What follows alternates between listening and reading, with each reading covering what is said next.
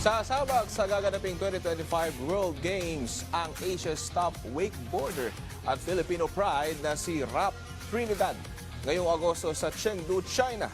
Alamin ang kanyang kwento sa ulat ni Paulo Salamatin.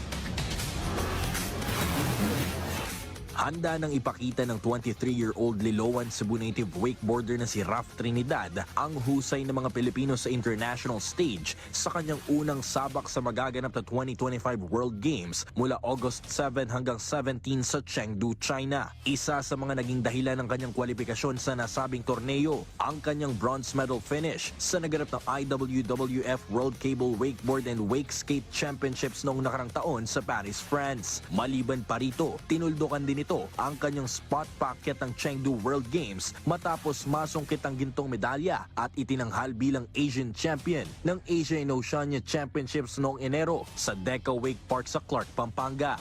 The mindset I bring into this event is not only that I'm carrying the flag, I'm carrying the whole of Philippines with me.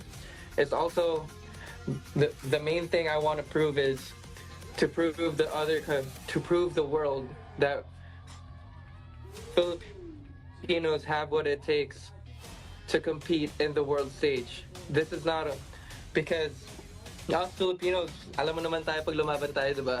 Puso lang lagi. And I really want to emphasize this in this event that no matter what happens, hindi tayo susuko. No matter what happens, kung ano man yung fight na ibibigay ng ibang bansa sa atin, lalaban tayo. Nagsimulang gumawa ng ingay sa international scene noong siya'y 17 years old pa lamang nang masungkit ang second place finish sa Men's Open Division ng kanyang kauna-unahang tournament abroad noong 2019 World Cable Wakeboard Championship sa Argentina. I was 17 years old and of course leading to that event, well, I had zero expectations. I was just happy to be there kasi come to think of it, like 17-year-old me, I was going there not really expecting anything. I was the underdog, diba? And then when I got there, I met everyone, like most of the people that I looked up to when I started riding na parang, whoa, like these people I just see them online. Tapos now I'm going up against them. So sobrang surreal ng moment na yan. And I was just happy to be there. Like sobrang happy lang ako na maka-ride in that event, and then luckily enough, with the Lord's blessing, I came home with the silver medal. At ngayong kasado na ang kanyang World Games debut, kung saan isa siya sa dalawang Pilipinong atletang napiling maging flag bearer ng bansa sa 2025 World Games. Ibinahagi ni Trinidad ang mindset ng kanyang dadalhin katapat ang mga pinakamagagaling na atleta sa buong mundo.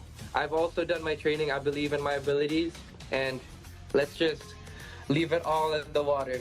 Whatever happens, basta lalaban tayo buong puso para sa Pinas.